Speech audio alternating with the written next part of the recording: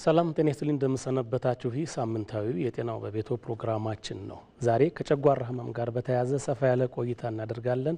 እዚህ ስቱዲዮ አንጋፋ እንግዳ ጋብዣለሁ። ፕሮፌሰር አባተ በኔ ይባላሉ። በጥቁር አንበሳ ስፔሻላይዝድ ሆስፒታል የጉበት የጨጓራና የአንጀት ስፔሻሊስት ናቸው። እንግዲህ በዚህ ሙያ ረዘም ያለ ጊዜ አገልግሎት ያላቸው ናቸው። ከኛ ጋር ስትቆዩ በርካታ መረጃዎችን ታገኛላችሁ። በ0112742235 ላይ ደውሉ። ምላሽና ማብራሪያ ወደ እናንተ እናደርሳለን። ከፕሮግራሙ ጋር አብሬያችሁ የምቆዩ አማረ ተመስገኝን እንድትከታተሉን ከወዲሁ ግብዣዬ ነው። ፕሮፌሰር እንኳን ደህና መጡ።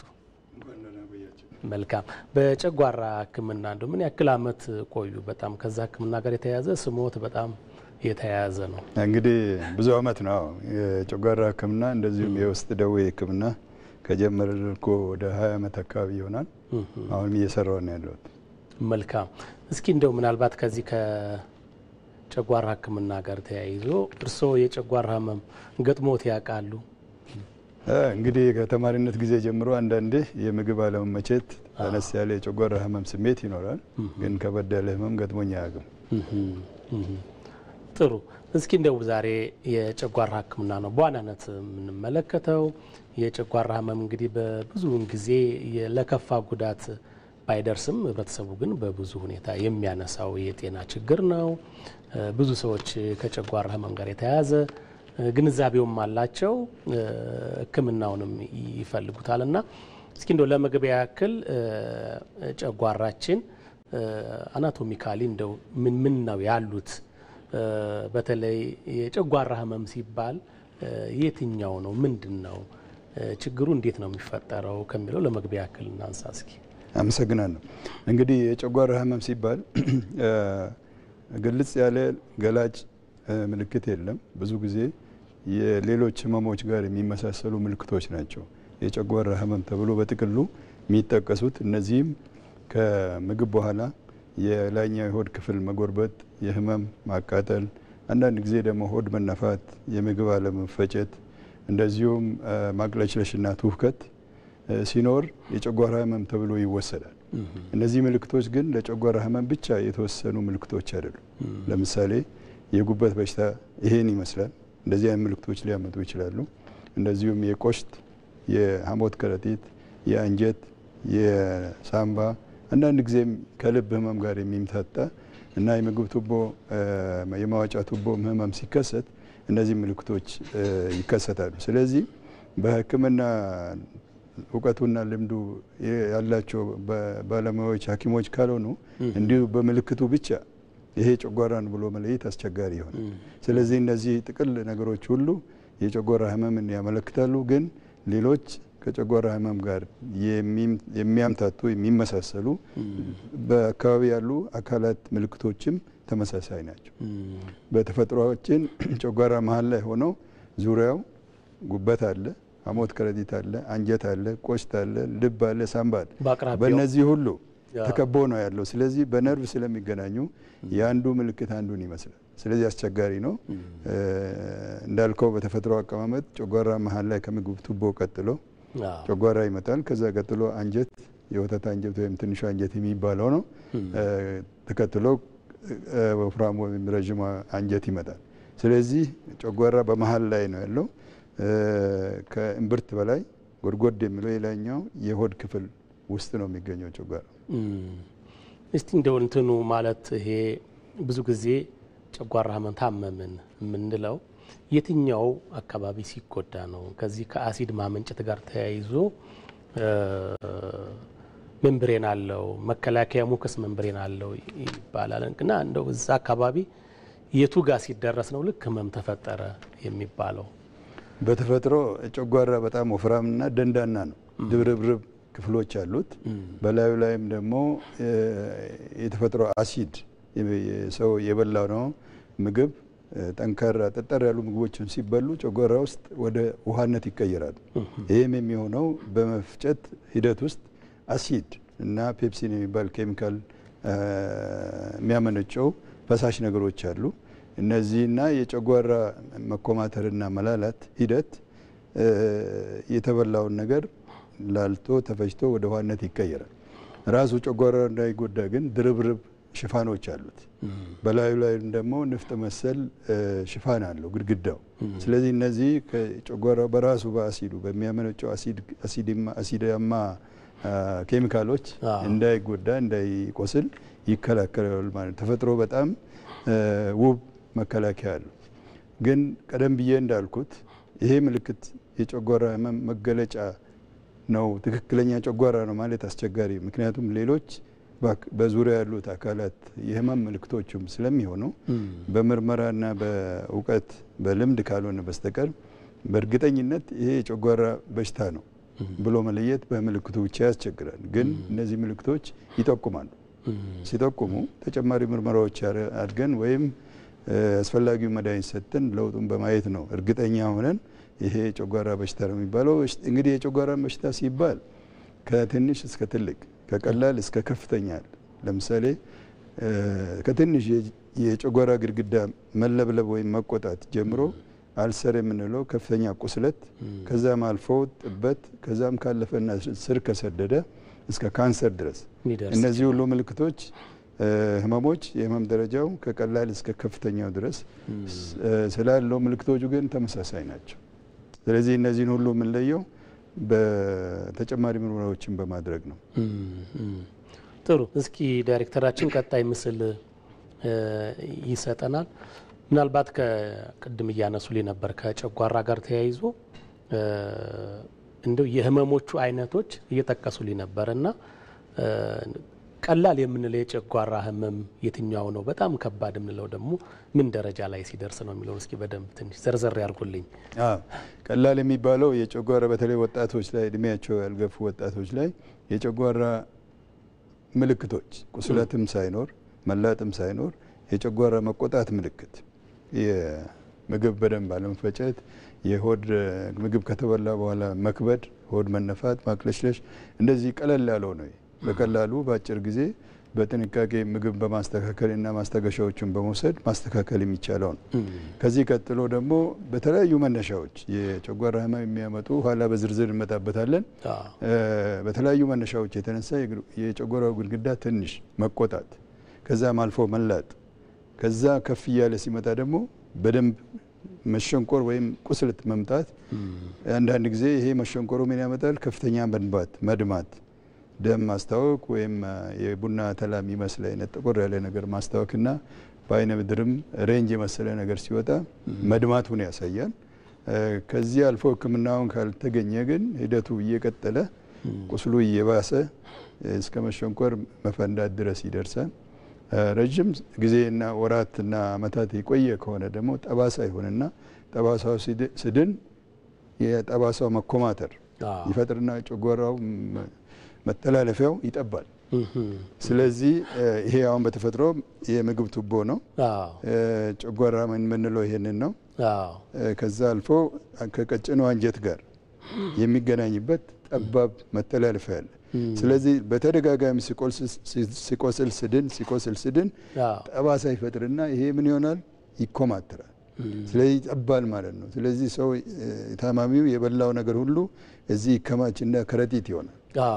መተላለፉ ስለጠበበ ስለዚህ ብዙ ጊዜ የቆየ ምግብ ማስታወክ፣ ክብደት መቀነስ እንደዚህ አይነት ችግሮች ይመጣሉ። ይሄም ሕክምና ካላገኘ ሂደቱ ይቀጥልና ወደ ካንሰርነት ካንሰር ደግሞ ያው እንደሚታወቀው ከፍተኛው ደረጃ ነው። ስለዚህ ከትንሹ የጨጓራ መቆጣት ስሜት እስከ ካንሰር ድረስ ይቀጥላል ማለት ነው። ይሄ የሚሆነው ግን ተገቢው ሕክምና ካልተገኘ ነው እንጂ በጊዜው ከተደረሰበት እዚህ ሁሉ ሳይደርስ መዳን ይቻላል።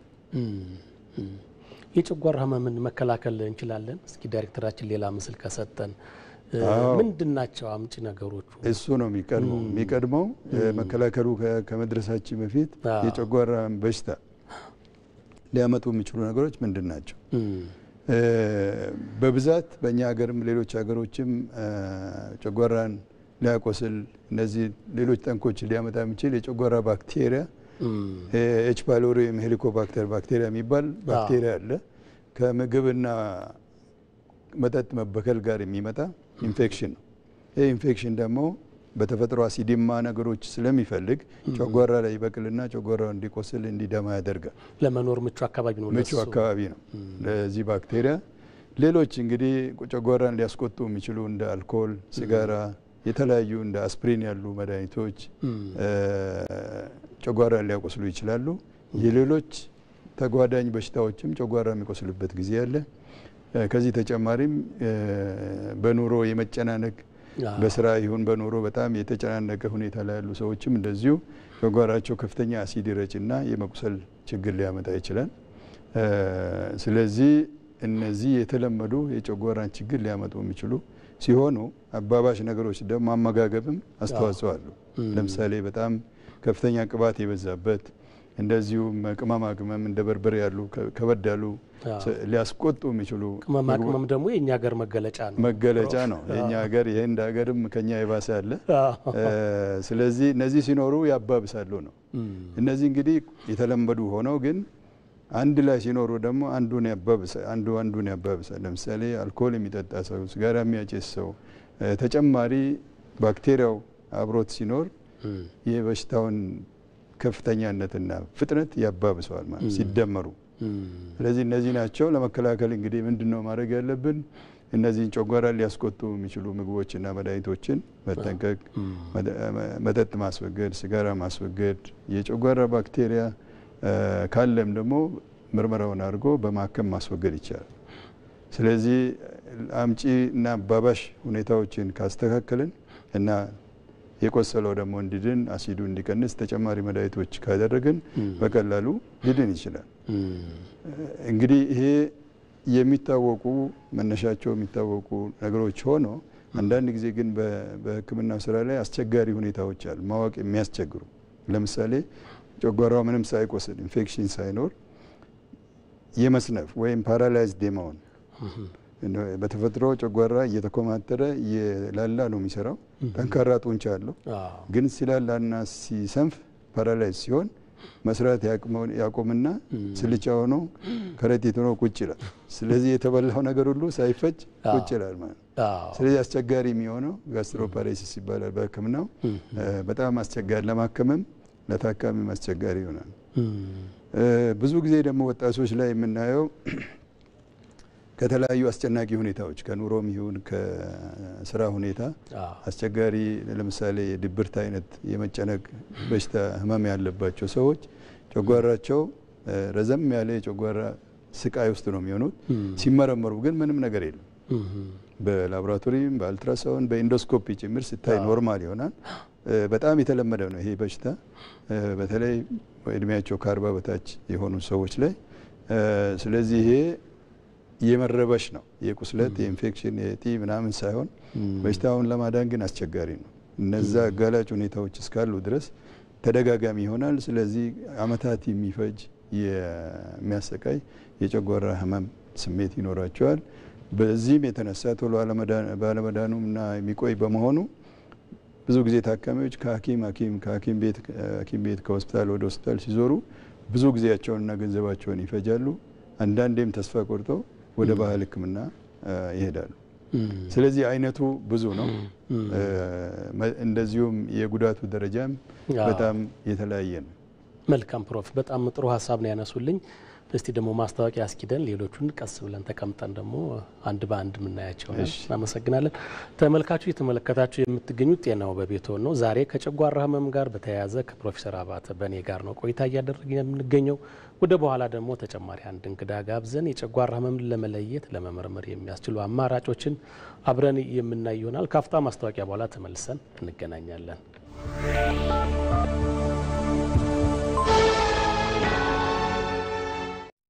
ዓለም የውድድር መድረክ ነች። ከፍ ለማለት ከፍ ያሉትን ማየት አይከፋም። የሚጠበቅብህ ከምቹ ተበድረ ደንበኛ የሚስቡ አዳዲስ አገልግሎቶችን ማቅረብ። ዋይፋይ አስገብተናል። ትልቅ ኖጥ ነው። አንተም የጎደለህን አሰብ አድርገህ በተመቻቸልህ የምቹ ዲጂታል መበደሪያ ያለ ማስያዣ በወር የምትከፍለውን በአቅምህ ተበድረ ማደግ ብቻ። ገበያው እንዲደመቅመቅ ሲል ቀዝቀዝ ያለበት ደግሞ የሞቀውን ሄዶ ጎብኘት። ደንበኞቹን ለማስደሰት አይነተኛ መላ። በምቹ ፈጣን ብድር አንዱ አዲስ ነገር ሲያቀርብ ሌላው ያለውን ሲያሻሽል ያንዱ ማደግ ሌላውን ያበረታ ሁሉም በምቹ ብድር ስኬቱን ፈጠንጠን አዳዲስ አገልግሎቶችን ለደንበኞቹ በማቅረብ የአገልግሎት ጥራት ማሳደግ የሚያስችሉትን ፈጣን ብድር ዛሬውኑ ከምቹ ወስደው ይለወጡ። ምቹ የልብ ጓደኛ። ቀናት ወራትን ዓመታትን ሲወልዱ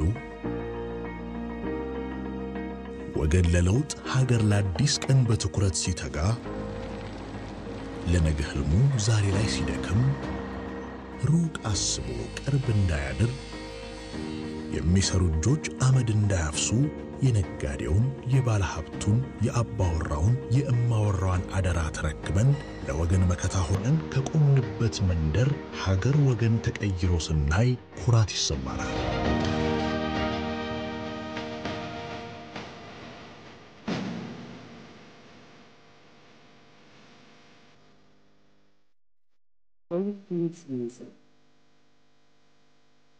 ዓመታት ሲያልፉ ሀገር በሥራ እኛ በዋስትና አስተማማኝ አጋሮ የኢትዮጵያ መድን ድርጅት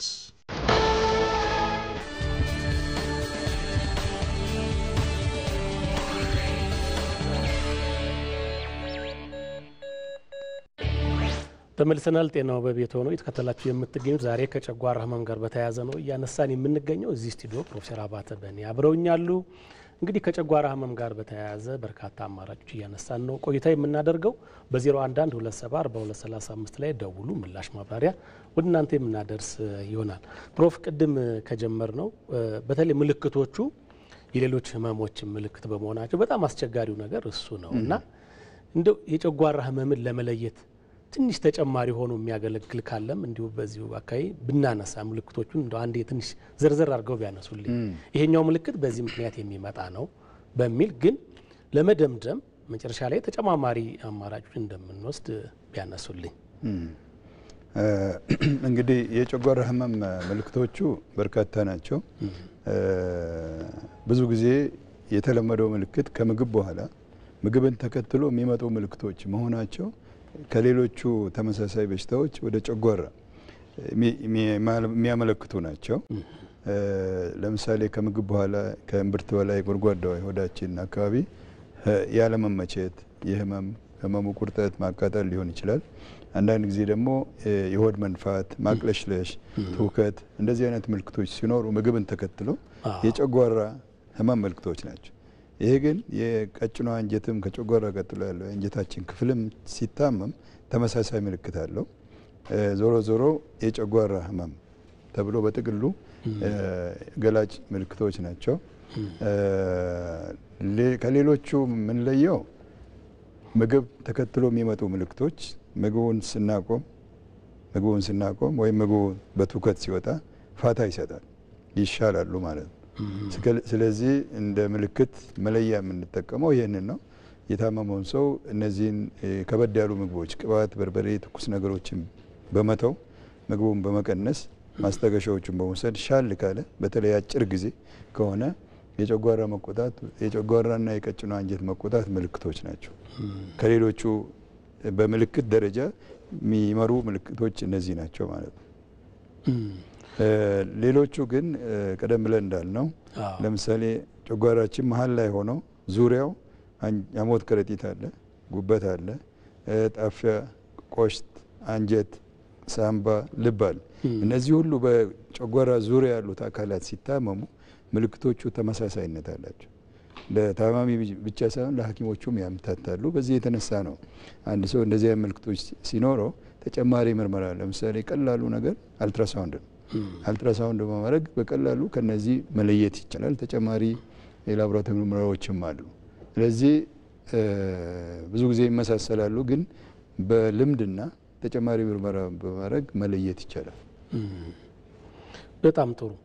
እስኪ ከእድሜ ሁኔታ ደግሞ ጨጓራ በተለይ የትኛው እድሜ ክልል ላይ ነው ከበድ ብሎ እርስዎ በቆዩባቸው ሕክምና ጊዜያት የገጠመዎት የትኛው የእድሜ ክልል አካባቢ ይበዛል? እንደ የእድሜ ሁኔታችንስ ምንድን ነው መደረግ ያለበት ጥንቃቄ?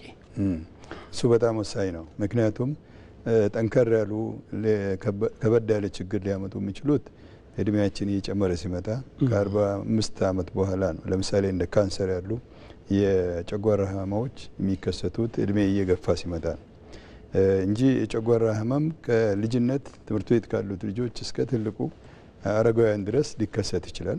ግን የህመሙ ክብደትና የሚያመጣው ጠንቅ በእድሜ በጨመረ ቁጥር እየባሰ ይመጣል። ለምሳሌ ወጣቶች በብዛት የምናየው ከመጨናነቅ ጋር የተገናኘ የጨጓራ አሲድ መብዛትና መቆጣት፣ ምንም ቁስለት ሳይኖር ምንም እብጠት ሳይኖር ግን ጨጓራው ይረበሻል። ስሜቱ ነው የሚኖረው። ኢንዶስኮፒም ጭምር ምርመራ ሲደረግ ምንም የሚታይ ነገር የለም። ይሄ ወጣቶች እና ጎልማሶች ላይ የሚታይ ነው።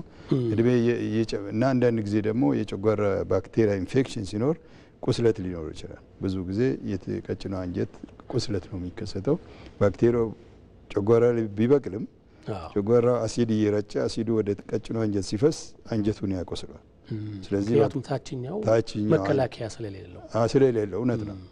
ከአንጀትና ጨጓራ ስናስታይ ጨጓራ በጣም ደንዳናና ድርብርብ እና ቻይ ነው። አንጀት ግን በጣም ለስላሳና ስስ ነው።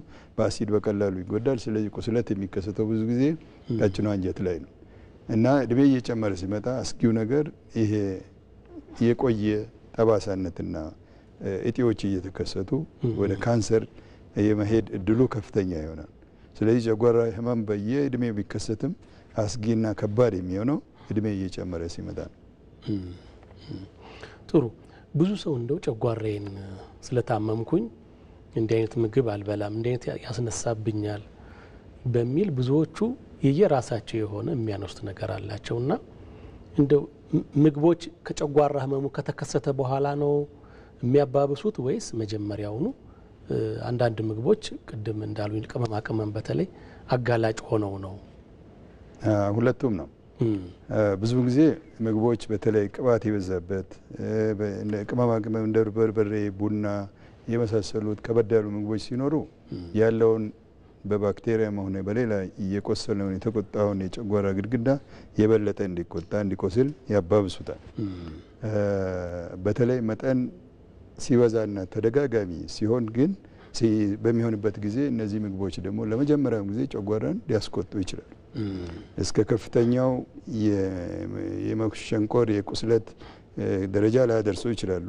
ግን አሁን ለምሳሌ ብዙ ጊዜ የተለመደው ድግስ ቤት የተበላ ምግብ ብዙ ሰው የሚነካካው መጠኑም ብዙ የሆነ የተደባለቀ ምግብ በሚሆንበት ጊዜ ጨጓራ በቀላሉ ይቆጣል። ግን ይሄ ጊዜያዊ ነው። ስለዚህ ጨጓራን ሊያስቆጡም ይችላሉ ምግቦች።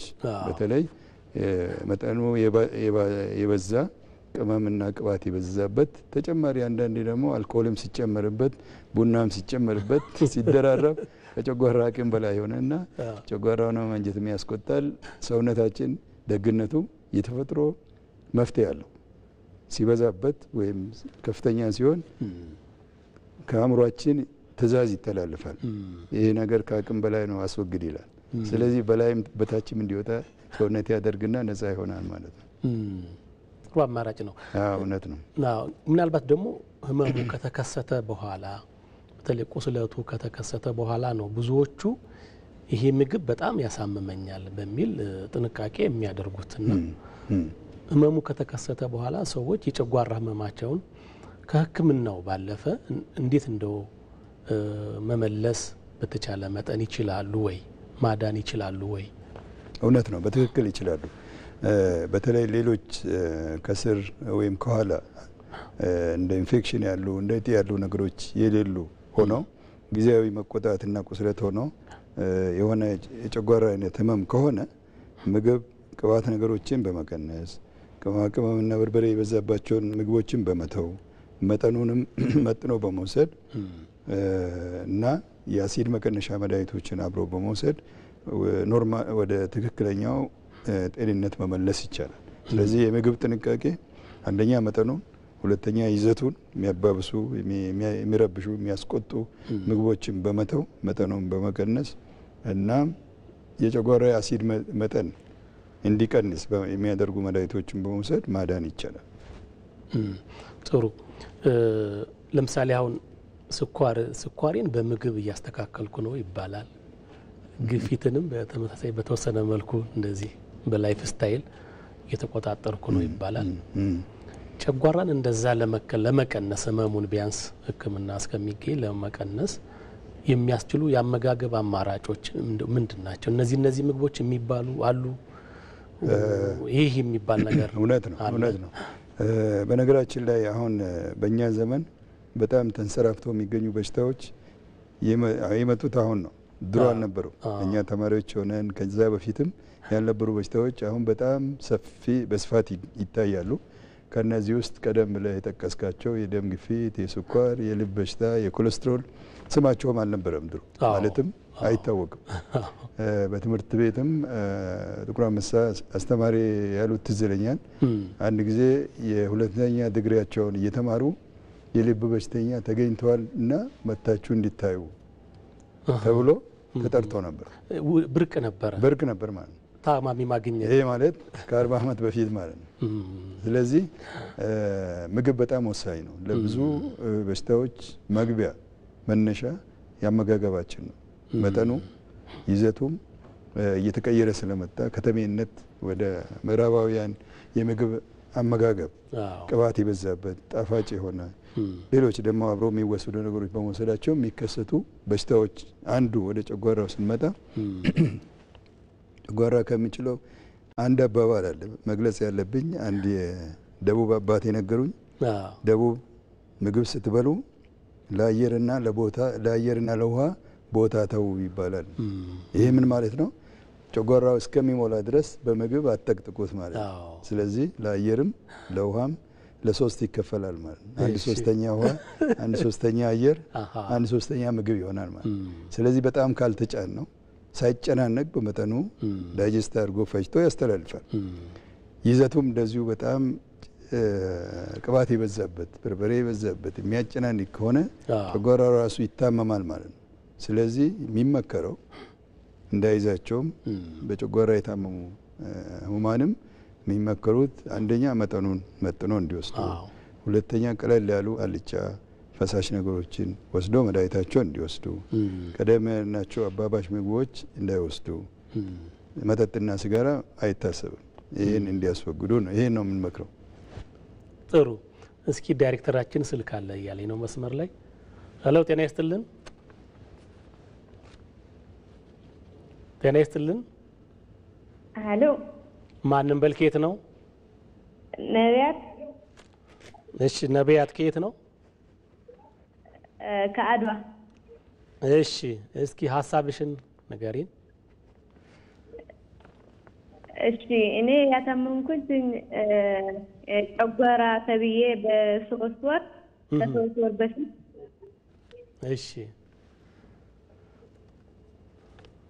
እሺ እስካሁን ግን ሊሻለኝ አልቻለም። ማለት መድኃኒት ወስጃለሁ በመርፌ ብዙ ጊዜ የቁስለት ፈጥሮ ነው ምናምን ብሎኛል። በአልትራሳውንድ ታይቼ ማለት ነው። ወዴ በጣም ያመኛል፣ ያቃጥለኛል። እንትን ሰገራዬም ጥቁር ነው ካሁን ማለት ነው። 2 ሳምንት ምናምን አድርገዋል። ደምም ያስታውከኛል አንዳንዴ ማለት ነው። 2 ጊዜ ምናምን መርፌ ወስጃለሁ በእጄ ተሰክቶ ማለት ነው። ግን ሊሻለኝ አልቻለም። ይሄ ጨጓራ ነው ወይ? ፕሮፍ የሚጠይቋት አለ ተጨማሪ። እድሜ ስንት ነው ነቢያት? እድሜሽ? 25 20 ዓመት። 8 ወር ነው ህመሙ? 3 ወር 3 ወር። ህክምና ወስደሽ ለውጥ አሳይተዋል? ትንሽ እንትኑ ማስመለሱ ቀንሰዋል እንጂ ሌላ ለውጥ የለም። ያው እንግዲህ እሺ፣ አመሰግናለሁ። እሺ፣ እናመሰግናለን ነቢያት ከአድዋ።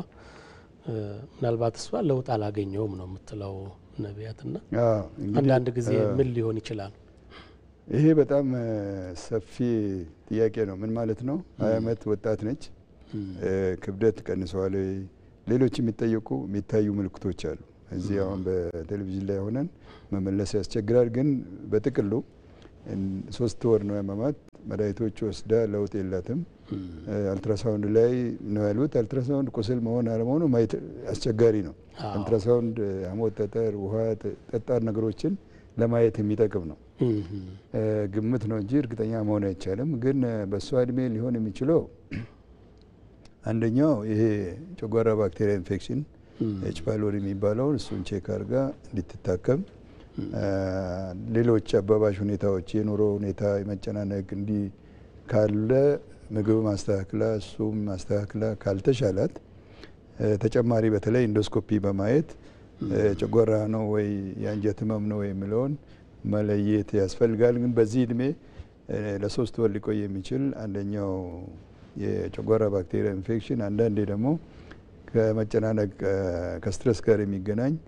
የጨጓራ መቆጣት ሊሆን ይችላል እንግዲህ እዚህ ሆነን ሊሆን ይችላል ነው ግን ታካሚ ፍለፊታችን ቢሆን ምናያቸው ተጨማሪ ምን ጠይቃቸው ነገሮች ይኖራሉ በመሳሪያ በመታገዝም ተጨማሪ ማለጃ ይገኝ ነበር ምናልባት እንደው ኤች ፓይሎሪ ስለሚባለው ነገር ትንሽ መረጃ ቢሰጡን በተለይ ከቅርብ ጊዜ ወዲህ በትንፋሽ ሁሉ የመመርመር ነገር አለና ኤች ፓይሎሪ አብሮን የሚኖር ባክቴሪያ ነው ወይስ ለጨጓራ ህመም ሲያጋልጥ ከሌላ ከምንመገበው ከምንጠጣው አብሮ የሚገባ ውጫዊ የባክቴሪያ ዝርያ ነው ወይ እንዴት ነው የምንለየው ይሄ ምርመራስ እንደው ውጤታማ ነው ወይ ኤች ፓይሎሪ በጣም ብዙ ዝርያዎች አሉት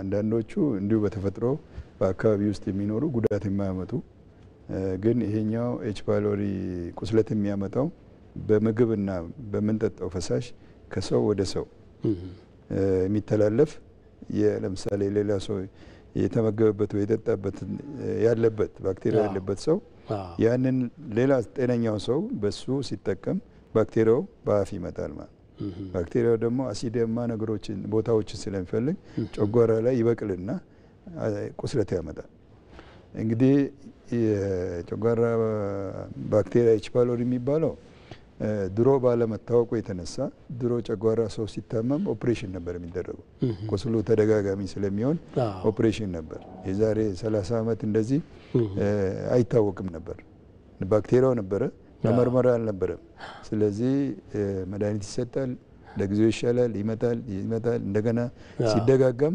ይደማል ይጠባል እና የነበረው ድሮ ኦፕሬሽን ማድረግ ነበር ይሄ ቀርቶ አሁን በትንፋሽ ባክቴሪያውን ማወቅ ይቻላል እንደዚሁ በአይነ ምድር ምርመራ ማወቅ ይቻላል ኢንዶስኮፒም ሲሰራ ትንሽ ናሙና ተወስዶ ቅንጣቢ ናሙና ተወስዶ ወዲያው ባክቴሪያ መኖር አለመኖሩ እስከ 90-95% ድረስ እርግጠኛ በእርግጠኝነት ማወቅ ይቻላል ስለዚህ ምርመራው ከባድ አይደለም ህክምናውም ቀላል ነው ለ2 ሳምንት ከ10 ቀን እስከ 14 ቀን የሚወሰድ መድኃኒት ተወስዶ ሊጠፋ ይችላል ባክቴሪያው ሊጠፋ ይችላል ባክቴሪያው ከጠፋ ቁስሉ ይድናል ማለት ነው ግን እንደገና የመምጣት እድል ግን አለው እንግዲህ የኑሮ ሁኔታ ብዙ ጊዜ እንዳልኩት የብክለት ችግር ነው ያናናሩ ሁኔታችን በንጽህናው ትንሽ ጎደል ያለ ከሆነ እንደገና የመያዝ እድል አለው ስለዚህ በተቻለ መጠን የግልና አካባቢ ንጽህና በመጠበቅ እና መከላከል ይቻላል ከመጣም ደግሞ በተለይ ቤተሰብ ውስጥ አንድ ሰው ከታመመ በጊዜው ከታመመ ለሌሎቹ አስተላልፍም አለዛ ቤተሰብ ውስጥ የመሽከርከር እድል ያገኛል ማለት ነው ጥሩ እስቲ ምርመራውን በሰፊው እንሄድበታለን ፕሮፍ አሁን ማስታወቂያ ያለን እሱን ተከታትለን እንመለሳለን ተመልካቾች የምትመለከቱት ጤናው በቤትዎ ነው ከጨጓራ ህመም ጋር በተያያዘ ነው እየተወያየን የምንገኘው ካፍታ ማስታወቂያ በኋላ ተመልሰን እንገናኛለን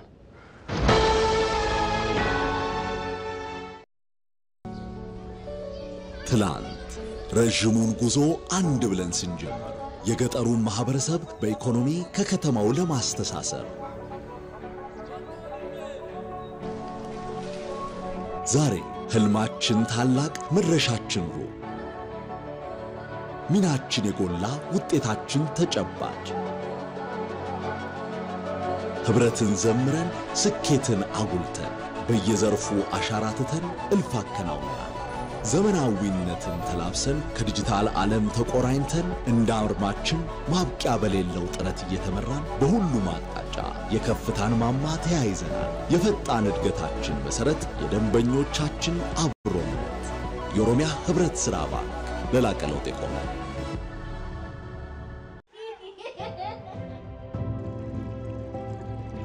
አባዬ ስንት ዓመት ነው? 50 ሊሞላኝ ነው። 50 ዓመት ብዙ ነህ። እኔ አንተ ላይ ደርሳለሁ። ከኔም በላይ ታልፋለህ። አንተ ያኔ ትኖራለህ? እኖራለሁ።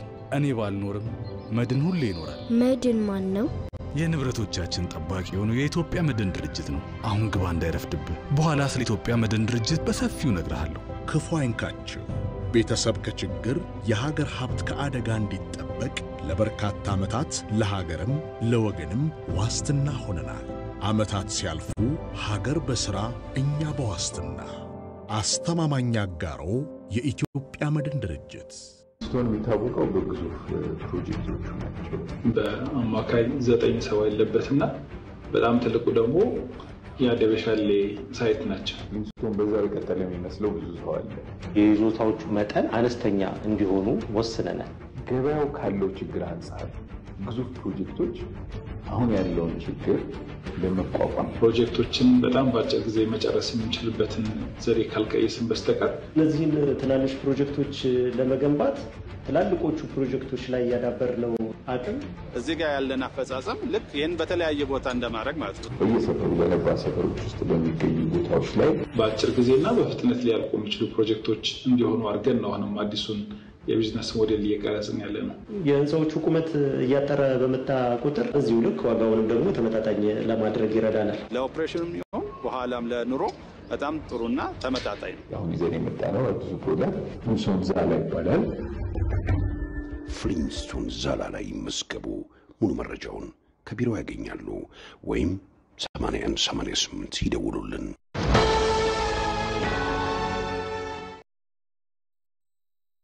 ተመልሰናል። ጤናው በቤቶ ነው የተከታተላችሁ የምትገኙት። ከጨጓራ ህመም ጋር በተያያዘ ነው እያነሳን ያለ ነው። ፕሮፌሰር አባተ በኔ አብረውኛሉ። አሁን ደግሞ ተጨማሪ አንድ ወጣት እንግዳ አብሮን አለ። ምኒልክ መንግስቱ ይባላል። የራዲዮሎጂ ቴክኖሎጂስት ባለሙያ ነው። ምኒልክ እንኳን ደህና መጣ። እንኳን ደህና ቆያችሁኝ።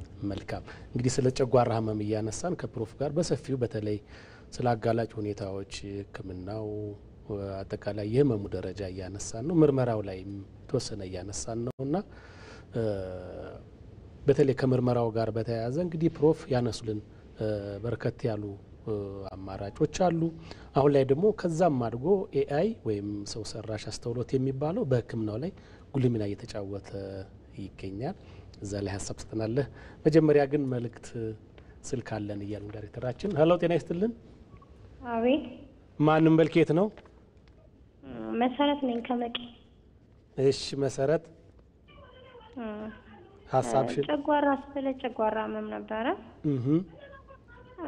ወደ ብዙ አመት ወደ 10 አመት ሆኖኛል። በቃ እዚህ ጋር መለየት እስከሚያቀት ድረስ ታክም ያለውኝ ግን ምንም አይነት ለውጥ የለኝም። በቃ ሌላ በሽታ ነው እስከምባል ድረስ ነው። ምግብ አስበላኝም። ውስጤ እንዳለ ቁስል ነው። ከግሬ እስከ ጭንቅላቴ ነው የሚቆስለው ውስጤ። አፌ ንፍሮ ነው የሚሆነው። መድኃኒቶች ወስዳለሁ፣ ምንም ነገር አያድነኝም። እና ምግብም አስበላኝም። በቃ ምንም አይነት ሆዴ በጣም ያብጣል። በጣም ለየት ብሎ ነው የሚያብጠው። በቃ አለበለዚያ ደግሞ እስር ያደርገኝና ጉሮሬ ውስጡ ይቆስላል። ያው በመድኃኒት በማስታገሻ ስለው ይተውኛል። ደግሞ እንደገና ተመልሶ ከ3 ከ4 ቀን በኋላ ተመልሶ ያው ነው። ሆስፒታል ታይቻለሁ፣ ምንም አይነት ለውጥ አላገኘሁበትም። እና ምንድነው ለማለት ነው የሌላ በሽታ ነው እንዴ እስከምን ደረጃ ነው የደረስኩት? ታይቻለሁ፣ ብዙ ሆስፒታል ታክም ያለው ግን ምንም አይነት ለውጥ የለኝም። ፕሮፍ 10 አመት ይቆያል የጨጓራ ህመም? ተጨማሪ የሚጠይቋት አይደለም መሰረት? አቤት። ተናስተልኝ። እግዚአብሔር ይመስገን። 10 አመት አይደል? 10 አመት ይበቃ። እድሜ ስንት ይሆናል? እድሜስ? እኔ ወደ 42 ምናምን ሆነኛል። ምርመራ ተደርጓል? ኢንዶስኮፒ እንደዚህ? አዎ አድርጌያለሁ። ምን ኢንዶስኮፒ ምን አሳይ? ምንም የሆነ እንትን ነገር አለ ብለው ምንም የገለጹልኝም ነገር የለም። መድኃኒት ብቻ ነው የሰጡኝ። መርፌም ምንም ብዙ መድኃኒት እየወሰድኩ ነው፣ ግን ውስጤ እያለቀ ነው። አሁን ውስጤ በጣም እያለቀ ነው። ክብደት ቀንሰሻል? ክብደት ኪሎ? ክብደት 0 ነኝ ያለሁት። እንግዲህ 10 ዓመት እሺ እናመሰግናለን መሰረት ሌላም ስልክ አለን እስኪ በዚሁ እናስከትልና ፕሮፍ ሁለቱ ማለት ላይ እናብራራለን ሄሎ ጤና ይስጥልን ማን በልከት ነው ከሽሬ ነው ከትግራይ እሺ ማን አሉኝ ጥዑም እባላለሁ ጥዑም እሺ ሐሳቦትን ይቀጥሉ እሺ እኔ እድሜ ወደ 57 56 አካባቢ ነኝ እሺ እና ጨጓራ የኔ ጨጓራ ትንሽ ለየት ይላል ምክንያቱ ቅባት የበዛበት ወይ በርበሬ ምናምን ስበላ በጭንቅላቴ ነው የሚሰማኝ እና በዚህ ላይ ደግሞ ፀሐይ ምናምን ሲነካኝ በጣም ያቃጥለኛል ባዶ ጭንቅላቴ በፀሐይ መውጣት አልችልም ህክምና ሄጄ ነበር ግን እንትን ባክቴሪያ ነው ተብያለሁ የባክቴሪያ መድኃኒት ወስድም ምንም ውጤት አላገኘሁም እና በጭንቅላት የሚሰማ ጨጓራ ሊሆን ይችላል ወይስ ሌላ ህመም ነው ለማለት ፈልጌ ነው አመሰግናለሁ ፕሮፍ የሚጠይቁት አለ ተጨማሪ እሺ እናመሰግናለን መልካም እነዚህን መልስና ወደ ምርመራዎቹ እንሄዳለን ምናልባት ከመሰረት እንጀምርና የሷ እንግዲህ ረጅም ዓመት ነው የቆየባት ረጅም ዓመት የሚቆይ በጨጓራ ህመም በተለይ ኢንዶስኮፒ ኖርማል ከሆነ ይሄ የጨጓራ የቁስለት የእብጠት የጥበት እንዲህ አይነት የመላጥ ነገሮች ሳይሆኑ የጨጓራ መቆጣት ስሜቱ ይኖራል ግን አካላዊ ጉዳት ሳይደርስ ስሜቱ የሚኖረው በህክምናው ፋንክሽናል ዲስፔፕሲያ የሚባል ህመም ሊሆን ይችላል ነው እኔ ተጨማሪ ምርመራዎችን አድርገን ታካሚዎቹን በአካል አግኝተን መርመረን እርግጠኛ ሳንሆን አሁን የሁለቱንም መደምደም ያስቸግራል ግን በጥቅሉ ለቴሌቪዥን ተመልካች የሚሆነው ለረጅም ዓመት የሚቆይ በመሳሪያ ምንም ኖርማል የሆነ ለመድኃኒቶች ብዙም የማይበገር በጣም የተለመደ ነው በነገራችን ላይ እንደውም ዓለም ላይ ውዱ በሽታ ይባላል ለምንድነው ብዙ ጊዜ ታካሚዎች በመመላለስ ስለሚያጠፉ ገንዘባቸው በጣም ብዙ በርካታ ሐኪም ቤት ስለሚሄዱ አስቸጋሪ የሚሆነው ስሜቱ ይረብሻቸዋል ጥሩ እንቅልፍ አይተኙም በስራም ደስተኛ ሆነው ጥሩ በደንብ አይሰሩም ምክንያቱም ሲለምረብሽ ይሄ ሊሆን ይችላል ነው አሁን ካገኘሁት ውስን መረጃ ይሄን ማለት ይቻላል ግን በአካል ደግሞ ተገናኝቶ ማየትና መመርመር ተጨማሪ ምርመራዎችን ማየት ይቻላል አንዳንድ ጊዜ ይሄ የጨጓራ መስነፍ ያልነው እንደዚህ አይነት ያመጣል ጨጓራው መስራት ሲገባው ዝም ብሎ መያዣ ብቻ ከሆነ ያስጨንቃል አይፈጭም ስለዚህ ማቃጠል ነው ሁለተኛው ጥያቄ ያሉት ሰፋ ያለ ነው እንደ ጭንቅላት ማቃጠል እግር ማቃጠል እንደዚህ ይሄም ከነርቭ ህመም ጋር ሊገናኝ ስለሚችል ሐኪም ዘንድ ቀርቦ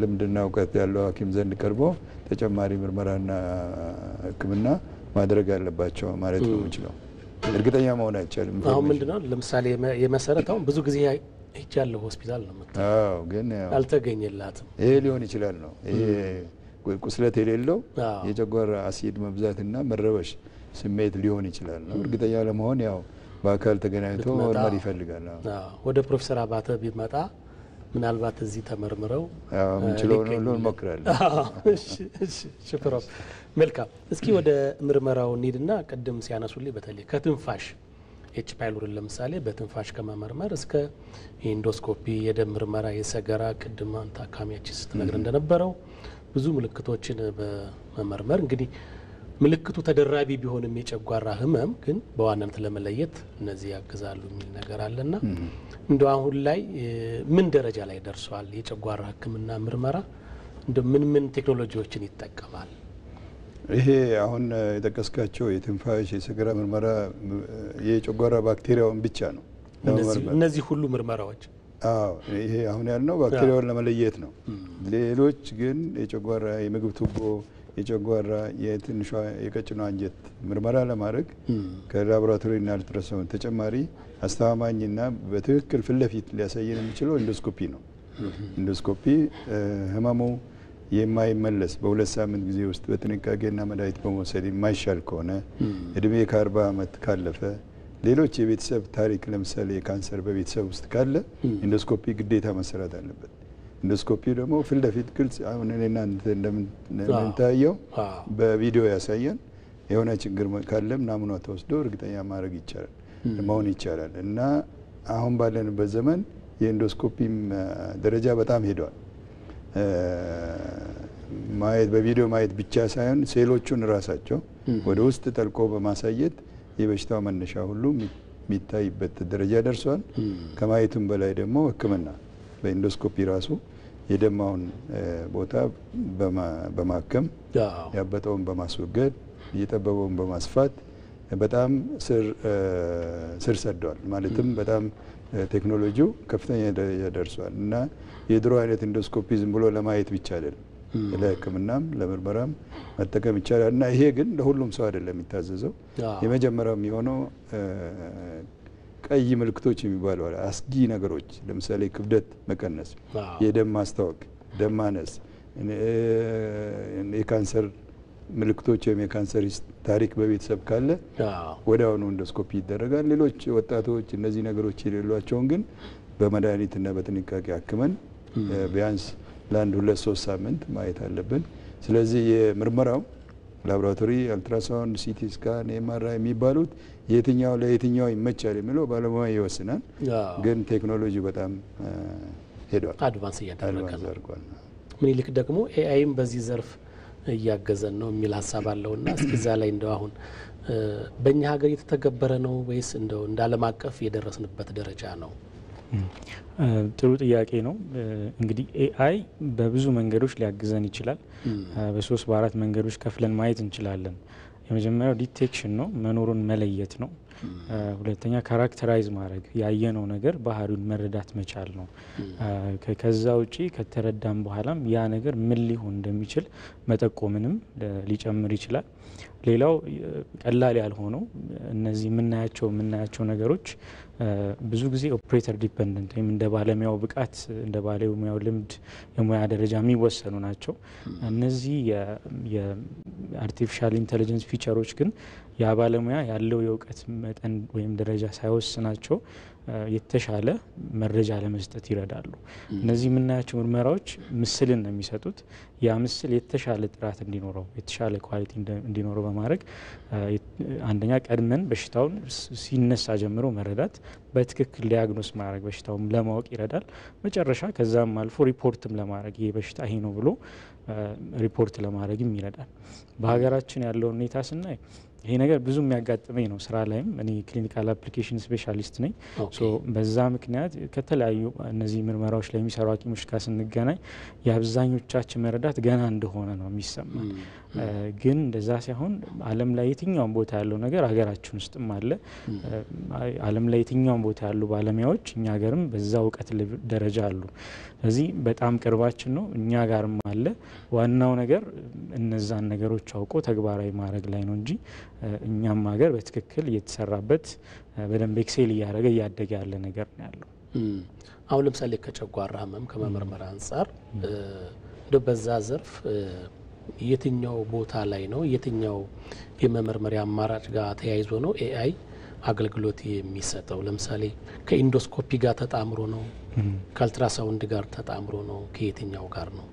በጣም ጥሩ። ስለዚህ እንግዲህ ከአልትራሳውንድ ጋር ያለውን የተለየ ትኩረት ሰጥቼ ለመናገር ብሞክር እነዚህ ጨጓራ ላይ ብቻ ሳይሆን የትኛውም የሰውነታችን ክፍሎች ላይ ጉበት ላይ ሊሆን ይችላል፣ የእንቅርት ላይ፣ ጡት ላይ ሊሆን የትኛውም እብጠቶች ካሉ፣ መቆጣቶች፣ ቁስለቶች፣ የመጠን መጨመሮች፣ የባህሪ ለውጦች ካሉ እነዚህን መሳሪያዎች ኤአይ የታገዙ መሳሪያዎች ካሉ አንደኛ በቀላሉ ማናያቸው መጠናቸው ትንሽ የሆኑ ሊሆኑ ይችላሉ፣ ከሌላው የሰውነት ክፍላችን ጋር የሚመሳሰሉ ሊሆኑ ይችላሉ። እነዚህን ተለይቶ እንዲታዩ የማስቻል መንገዶች አሉት።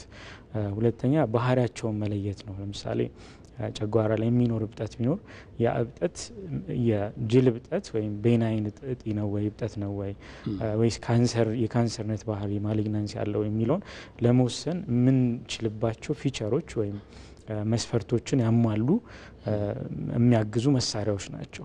ስለዚህ እነዚህ በተለይ አልትራሳውንድ ላይ ከመነሻው ጀምሮ ገና ምልክቶች ሲታዩ ጀምሮ ከምርመራው ጀምሮ ውጤቱ ከወጣ ሕክምናው ከተሰጠ በኋላም ያለውን ለውጥ ለመረዳት የሚያስችሉ ናቸው። ፕሮፍ ቅድም በተለይ ሲያነሱ አሁን ጨጓራ አንዱ አስከፊው ነገር እያደገ ሄዶ ካንሰርም ሊደርስ ይችላል እና በተለይ የጨጓራ ራሱ መስተጓጎሉ ከባድ ነው። አካባቢው በጣም ትራፊክ የሆነ አካባቢ ወደ ካንሰር ደግሞ ሲቀየር በጣም ይከብዳል። ይህን በመለየት ረገድ በማከም ረገድ ያለው አውትፑቱ እንዴት ነው ማለት የመዳን እድሉ መመለስ እድሉ እንዴት ነው? ኢንዶስኮፒ በጣም መጥቋል ብለን ስንል ቅድም አንዱ ኢንዶስኮፒ ላይ የተገጠመ አርቲፊሻል ኢንተለጀንስ አለ። ኢንዶስኮፒዎች አሁን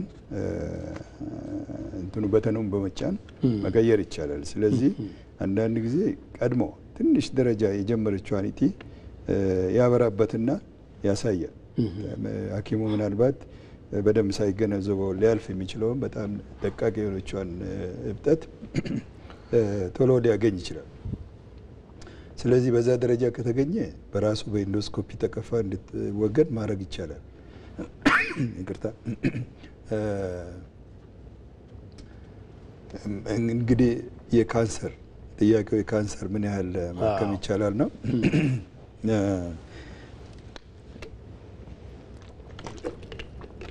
ይቅርታ ያው ብዙ በማውራት እና በትንሹ በኢንዶስኮፒ አሁን ባለው የአርቲፊሻል ኢንተለጀንስ በጊዜው በወቅቱ ከተደረሰበት ገና ስር ሳይሰድ ብዙ ስር አበጅቶ ጥልቀት ሳይኖረው በላዩ ላይ ከሆነ በኢንዶስኮፒ ቀፎ ማውጣት ይቻላል። ዳነ ማለት ነው። ከዚህ እያለፈ እያደገ ከመጣ ምን ይሆናል? ዙሪያው እየነካ አካባቢውን እየነካ ቦታው እየቆሰለ በደም ስርም በኩል አድርጎ ወደ ሌሎቹ ወደ ጎረቤትና ከዛም ወደ ሩቅ ሀገራት ይሄዳል። በደም ስር እየሄደና እዛ ደረጃ ከተደረሰ ደረጃ 1 2 3 4 ይባላል። 1 እና 2 በቀላሉ በኢንዶስኮፒ ሊወገዱ ይችላሉ። 3 ከሆነ በኦፕሬሽን፣ 4 ከሆነ ያመለጠ ወንጀለኛ ማለት ነው። እሱ በመድኃኒትና በጨረር በኬሞቴራፒና ጨረር ይሆናል። ስለዚህ የካንሰር ጉበትም ማነው ጨጓራም ይሁን ሌሎች አካላት የሚሆን የካንሰር ደረጃው ወሳኝ ነው። ውጤቱን የምድንም አለ ምድንበት አይነቱና ደረጃው ይወስናል ማለት ነው። ጥሩ። እኔም እዚህ ላይ በተለይ ኤአይ የካንሰርን ሴሎች ህዋሳት ከመለየት አኳያ በተለይ ደረጃውን ከመለየት አኳያ በጣም ጥሩ የሆነ መረጃ ይሰጣል ብዬ እገምታለሁና እንደው ከዛ አንፃር በተለይ ካንሰር በጣም ከባድ ስለሆነ እንደው ከዛ ጋር ሕክምናው ላይ በምን ያክል እንደው መግባት አለበት ኤአይ? ለዛስ ባለሙያዎች ምን ያህል እንደው ቅርብ መሆን አለባቸው? ሚልክ እንደው ምን ገጥመዋል? አሁን ለኛ ባለሙያዎች ዘርፉን በማስተዋወቅ ረገድ ምን እየተወጣችሁ ነው እናንተ? ጥሩ ነው። እንግዲህ ካጋጠመኝ ነገር ብነሳ የተለያዩ አፍሪካ ሀገሮች ላይ ማየት እድሉ አለኝና ኮምፔር ለማድረግ እንሞክራለን። ያለውን ነገር ስናይ አንዳንዶቹ እነዚህ የአይ ፊቸሮችን አሳይተናቸው ለምሳሌ እንደዚህ ነው ዲቴክት የሚያደርገው በዚህ መጠን ነው ካራክተራይዝ የሚያደርገው በሽታውን ብለን እናሳያቸውና ሰስፔክት ያደርጋሉ። እስኪ በማኑዋል ደግሞ በራሴ ደግሞ ልሞክረው ይላሉ። ግን እዛው ያው እነዚህ ነገሮች እንግዲህ ሲሰሩ ብዙ ጥናቶች ብዙ ምርምሮች አሉት። 100% ልክ ነው ማለት አይደለም። ለምሳሌ አንዳንድ ፊቸሮች አንዳንድ የአይ ፊቸሮች የመጨረሻውን ውሳኔ ለሐኪሞቻችን ነው የሚተውት። ግብአት ናቸው መንገድ ነው የሚያሳዩት። የተሻለ እይታ በፍጥነት የመለየት አቅም ሰውነን የምንረሳቸው ነገሮች ይኖራሉ። የማየት አቅማችን ሙሉ ላይሆን ይችላል። እሱን ማገዝ ላይ ይሰራሉ። ስለዚህ ኤአይ ብዙ ጥቅም አለው። አንፈልገውም ብንል የምንችልበት ደረጃም አይደለም። ለዚህ ለባለሙያዎቻችን በእርግጥ የምናያቸው ባለሙያዎቻችን በጣም ዝግጁ ናቸው፣ ፈቃደኛ ናቸው። ብዙ ነገር ላይም ጥረት ሲያደርጉ እናያለን። ስለዚህ ዓለም ላይ ያለውን ነገር እኛም ሀገር እንዲመጣ በደንብ ፕራክቲስ ማድረግ ኤክስፕሎይት ማድረግ ያስፈልጋል። አንዳንዴም በጣም ትላልቅ ማሽኖች በትልቅ ካፒታል ተገዝተው ያ በውጭ ምንዛሬ ያው ተገዝተው ገብተው ቁጭ ብለው ግን የሚሰሩት ሩቲን የሆነ ነገር የተለመደውን ነገር ይሆናል። ስለዚህ ያንን እንዲጠቀሙበት ነው ማበረታታው። በዚህም አጋጣሚ ፊቸሩ ኖሯቸው ማለት ነው ኖሯቸው ግን ፋንክሽናል ያልተጠቀምንበትም ነው። በተለይ ደግሞ አሁን ሕክምናን በማቅለል እንዲሁም በማቀላጠፍ ረገድ ደግሞ ኤአይ ምን ያህል እያበረከተ ነው? በእርግጥ አጭር ጊዜ ነው ግን ምን ያክል እያደገ ነው እንደ ዓለም ደረጃ ደግሞ የኛም ሀገር በዛ ደረጃ እንደው ምን ላይ ነች? እዚህ ላይ ሁለት ነገሮች አሉ። እንግዲህ ቅድም ስቴጁን ስናገር መለየት ባህሪውን ማወቅ የሚለው እንዳለ ሆኖ ከዛ በኋላ ደግሞ ሪፖርቲንግ አለ። ያንን ምርመራ ለተገቢው ሰው ውጤቱን ማስተላለፍ። እነዚህ የኤአይ ፊቸሮች አንድም በፍጥነት ውጤቱን መላክ፣ በተሻለ ጥራት የስታንዳርድን ጠብቆ ሪፖርት ማድረግ መስፈርቶች አሉ። ቅድም ዶክተር እንዳሉት ሶያቲ ፕሮፌሰር እንዳሉት ቅርታ እነዚህ መስፈርቶች ተሟልተዋል ብሎ ራሱ ማሽኑ ለይቶ አውቶሜት አድርጎ ይልካል ውጤቱን። ያ ብቻ ሳይሆን አሁን አንድ ማቆ ፊቸር ማይኮፕላስ የሚባል ምንድነው የሚያደርገው? እዚህ እሳቸው ፕሮፌሰር አሉ፣ አንድ ውጤት ያሉ ታች ላይ ደግሞ ልምድ የሌለው ሐኪም ሊሆን ይችላል፣ አይቶት የማያውቀው ኬዝ ሊሆን ይችላል። ስለዚህ እነዚህን ፊቸሮች በመጠቀም እሳቸውን ዳይሬክት ኮንሰልት ያደርጋል ከቤታቸው ከመኪናቸው። አሁን ከስቱዲዮ ሲወጡም ጠብቆ ኮንሰልት ማድረግ ይችላል። ይሄ ታይም ሴቭ ያደርጋል፣ ተደራሽነትን ይጨምራል። ከዛ አንጻር ለምሳሌ ተደራሽነትን ስንል በጣም ትላልቅ ማሽኖችን ነው የምናውቀው። እነዚህ አይነት ስራዎች ላይ እነዛ ማሽኖች ገጠር ላይ የማይገቡ ትናንሽ ሆስፒታሎች ላይ የማናገኛቸው ሊሆን ይችላል። በኤአይ መኖር የተነሳ ግን እነዚህ ማሽኖች በእጅ የሚያዙ ሆነው በቀላሉ ተደራሽ እንዲሆኑ ያደርጋል። ያ ሰው ለመስራትም ትልቅ እውቀት ወይም ትልቅ ክህሎት አይጠይቀውም። ማሽኖቹ ራሳቸው ይሄን አርግ ቀጥሎ ይሄን ስራ እያለ ያቀላሉ። ስለዚህ ውጤቱንም ከማድረስ ስራውን ከማፍጠን ከማቅለል አኪዩሬሲን ከመጨመር አንጻር ትልቅ አስተዋጽኦ አላቸው። በተለይ ሕክምናውን ደግሞ ከማቀላጠፍ አንጻር በአጭር ጊዜ ምርመራ ውጤቶችን አሁን ፓቶሎጂ ፕሮፍ በጣም ብዙ ሳምንት ነው ከዛ በላይ ነው የሚወስደው። ይሄኛው ግን በአጭር ጊዜ የበርካታ ህሙማንን ለማድረስ ያግዛል። እዛው ላይ ኦን ሳይት አስቀድም እንዳልኩት ኢንዶስኮፒ እያየ እዛው ካንሰር ነው አይደለም ብሎን ይለያል። እዛው ላይ ሳትወስደው ማለት ነው ናሙና ሳትወስድ። ስለዚህ ማቀላጠፉ ላይ ምንም ጥያቄ የለውም። በጣም አንደኛው መቀልጠፍና ነው። ሁለተኛ ብዙ የማስታወስ ችሎታ ከኛ ማስታወስ ችሎታ በላይ ነው። አንድ በሽታ መቼ በስንት ሰዓት በስንት ደቂቃ በስንት ሰከንድ እንደያዘው ሁሉ የሚናገርበት እድል አለ። ከዛም አልፎ እንግዲህ ወደ ሰውነት ገብቶ ህመሞቹን የምናከምበት ደግሞ አሁን በኢንዶስኮፒ ሰርድ ስፔስ ኢንዶስኮፒ ይባላል። ከተፈጥሮ የሰውነት ክፍል ውጪ ወደ ውስጥ ገብቶ ሶስተኛ ቦይ በማበጀት ማለት ነው ታነል በማድረግ ድሮ የማይደረስበትን ማከም ይቻላል። ኤአይ ደግሞ ያንን ያቀላጥፋል ማለት በጣም ያግዛል። ግን የሰው ልጅ አይተካም። እውነት ነው። ሰው ራሱን ስለሰራ ማለት ነው። እውነት ነው። መልካም። እስኪ እንግዲህ እያጠቃለለ ነው። በመጨረሻም ፕሮፍ የጨጓራ ህመም እንዳጠቃላይ ለመከላከል በተለይ ምርታማነትን የሚቀንስ በመሆኑ ህመሙም ደግሞ ከተወሳሰበ ለሞት አደጋም የሚዳርግ በመሆኑ እንዴት መከላከል እንችላለን? በተለይ የአኗኗር ዘይቤያችን አሁን ላይ ወደ አደጉት ሀገራት ወደ ተውት የአኗኗር ዘይቤ እየሄድን በመሆኑ ከአኗኗር ዘይቤያችን አንጻር ምን ይመክራሉ ለህብረተሰቡ የሚል ሀሳብ ስላለኝ ነው። አመሰግናለሁ። ዋናው ታሞ ከማቀቅ አስቀድሞ መጠንቀቅ ነው። እውነት ነው። ለሁሉም ይሰራል። ይሄ የጨጓራ ህመም በሚመለከት ጨጓራ ራሱ በጣም ቻይና ድርብርብ በመሆኑ በቀላሉ የሚበገር አይደለም። ስለዚህ አመጋገባችን ላይ መጠን መገደብ በመጠኑ ቅድም እንዳልነው ለአየርና ለውሃ ቦታ መተው ይዘቱንም በተመለከተ ጨጓራ ላይ አመጋገብ ላይ በተለይ ቅድም ያሉኝ ለሶስት ከፍሎ ቦታውን ጨጓራችንን ለአየር ለውሃ ለምግብ ሶስት ይከፈላል። ስለዚህ እስከሚሞላ ድረስ አንበላም። ጠግቦ መብላት አያስፈልግም። አይጨናነቅም ጨጓራ። ይዘቱን በሚመለከትም እርግጥ ለሁሉ ሰው የሚሆን ምግብ አይነት የለም። እንደ ባህላችን እንደ ልምዳችን ምግቦች ይለያያሉ። ግን በጥቅሉ ለማለት ያህል ከበድ ያሉ ምግቦች የሚባሉ ቅባት የበዛባቸው ብዙ ቅልቅል ያለበት ቅመማ ቅመም በርበሬ የበዛበት እነዚህን መቀነስ፣ በዛ ላይ ሲጋራ፣ አልኮል ያው ጠንቅ ነው ለጨጓራ። እነዚህን በማስወገድ የጨጓራ ባክቴሪያ ኢንፌክሽንን በተመለከተ ግን የሚመጣው በንጽህና ጉድለት ወይም በምግብና መጠጥ ብክለት ስለሆነ የግልና አካባቢ ንጽህና በመጠበቅ የታመመ ሰው ካለ በወቅቱ እንዲታከምና ለቤተሰቡ እንዳያዳርስ ጥንቃቄ በማድረግ መድኃኒቶችም ሲወሰዱ እንደዚሁ በተለምዶ በተለይ አንቲባዮቲክ ሄዶ እንደ ሱቅ እቃ የሚገዛበት ሁኔታ ነው ያለው። እሱ መጥቶ ያለበት ልምድ ነው። ምክንያቱም መድኃኒቶች ወደ ጨጓራ ሲገቡ ጨጓራን ያስቆጣሉ። ያለ አላማም ነው የሚሆኑት። በተለይ አንቲባዮቲክ ዝም ብለን ከወሰድን በአካባቢያችን ያሉ ባክቴሪያዎች እነዚህ መድኃኒቶች ይለምዱና የምናክምበት እናጣለን ወደፊት።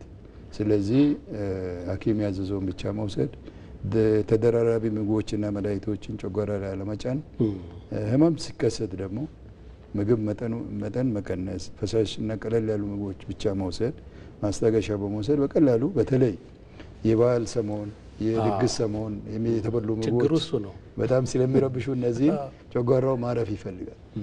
ስለዚህ አንጀትም ጨጓራው ጫና እንዳይበዛበት በማድረግ መከላከል ይቻላል። ብዙውን ጊዜ በነገራችን ላይ እናቶች ያውቃሉ፣ ይሄን የምለውን ሕክምና በደንብ ያውቃሉ ምን እንደሚደረግ።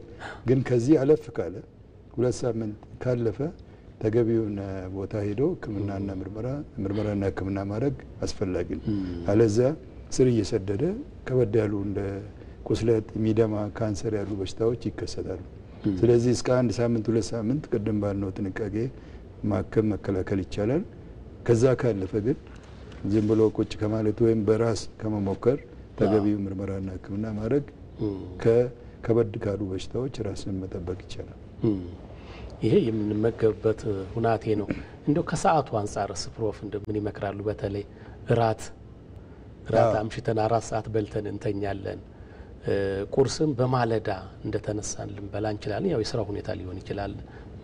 ምሳም እንደው እዛ አካባቢ ስለ በልተን መንቀሳቀስ በልተን መተኛት ምናምን ላይ እንደው ሰዓቱን ትንሽ ያስታውሱ። መልሶ ጥያቄ ውስጥ አለ። አንተም ብለዋል። እነዚህ ችግሮች የመጡት ከአኗኗራችን መቀየር ነው። በተፈጥሮ 12 ሰዓት ብርሃን 12 ሰዓት ጨለማ ነው። ግን አሁን በኤሌክትሪክ ስላመጣ ነው ከሌሊቱ ቀኑን አሰፋ ነው። ስለዚህ በልቶ ከስራ ውሎ ደግሞ ወዲያው በልቶ ወደ መተኛት ችግር የመጣው ከአኗኗራችን ችግር ነው። በተለይ ከተማ ውስጥ፣ ገጠር እንደዚህ አይደለም። በጊዜ ይበላሉ፣ ሲተኙ ምግቡ ተፈጭቶ አንጀታቸው ወዳቸው ጫና አይኖርበትም። የሚመከረው እንደው በደረቁ ለማለት እየራባችሁ ተኙ ነው የሚመከረው። ምክንያቱም አንድ ሰው ጨጓራው አንጀቱ በምግብ ተጭኖ ከተኛ ሰላማዊ እንቅልፍ አይተኛ። ምክንያቱም ሰውነቱ ስራ ላይ ነው ማለት። ቀድሞ ቢያንስ 3 ሰዓት 2 ሰዓት ቀድሞ ቀለል ያለ ራት በልቶ የተኛ ሰው ግን ሰውነቱ ውስጣዊ ሰውነቱ ረፍት ላይ ስለሆነ አእምሮም አርፎ ጥሩ እንቅልፍ ተኝቶ በሚቀጥለው ቀን ጠንካራውን ይነሳል። ስለዚህ የሚመከረው ቁርስ በመጠኑ ምሳ መብላት ይቻላል። ራትን ግን በጊዜ ቢያንስ 2-3 ሰዓት ከመኝታ በፊትና ራት ላይ ቀደም እንዳልነው 1/3 ሆኖ ቀለል ያለ ምግብ ጨጓራውን 1/3 እንደዛ ነው። ዩኒቨርሲቲ እኮ እያለን በጊዜ ነው የምንበላው 11 ሰዓት ነበር።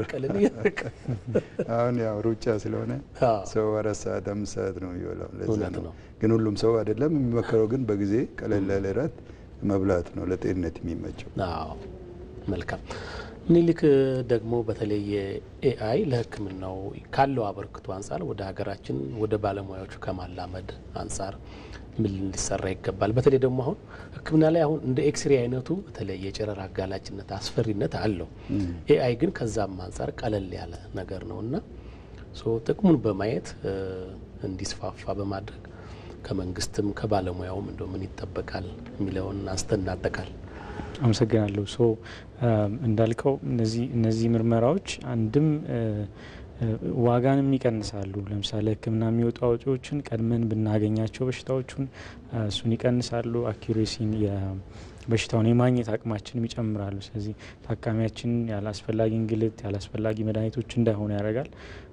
ከዛ ውጪ ለሐኪሙም የስራ ጫናን ይቀንሳል፣ ፍጥነት ስለሚጨምር ሌሎች ምርመራዎች ላይ የሚወስደውን ጊዜ ስለሚቀንስ።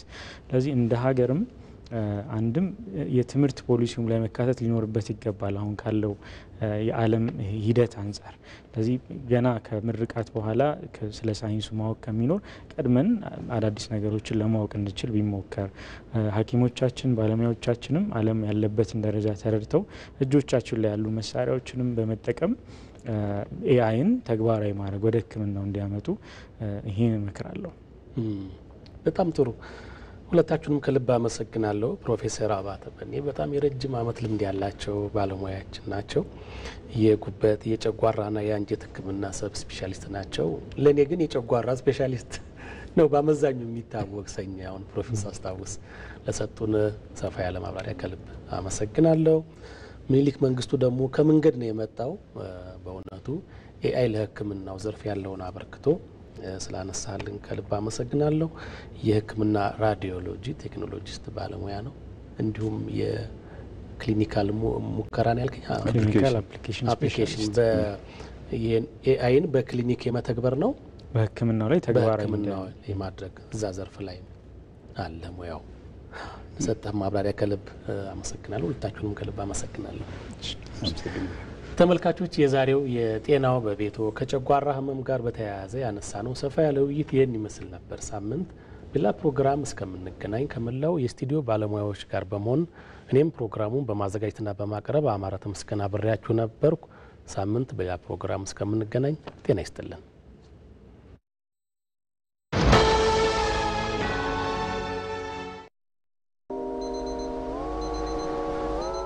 ይህች ዓለም የሰው ልጅ ሥራ ናት። የድካሙ ፍሬ ከወገኑ ርቆ ያለ ሰው ከሀገሩ ተሰዶ ባለው ሙያና ተስጦ ኑሮውን ለማሸነፍ ይጥራል።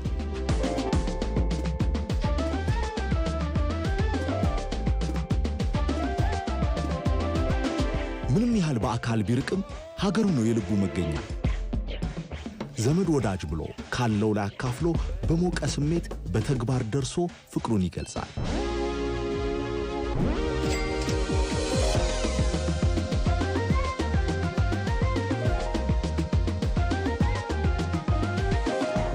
አዎ የትም ብንኖር ለወዳጅ ደጅ ቅርብ ነን።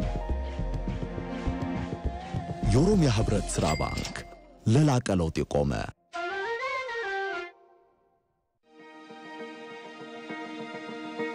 ቀናት ወራትን ዓመት ዓመታትን ሲወልዱ ወገን ለለውጥ ሀገር ለአዲስ ቀን በትኩረት ሲተጋ ለነገ ህልሙ ዛሬ ላይ ሲደክም ሩቅ አስቦ ቅርብ እንዳያድር የሚሰሩ እጆች አመድ እንዳያፍሱ የነጋዴውን የባለ ሀብቱን የአባወራውን የእማወራዋን አደራ ተረክበን ለወገን መከታ ሆነን ከቆምንበት መንደር ሀገር ወገን ተቀይሮ ስናይ ኩራት ይሰማናል።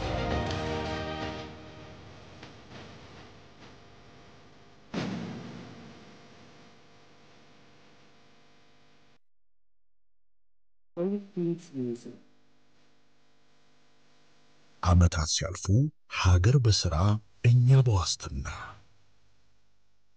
አስተማማኝ አጋሮ የኢትዮጵያ መድን ድርጅት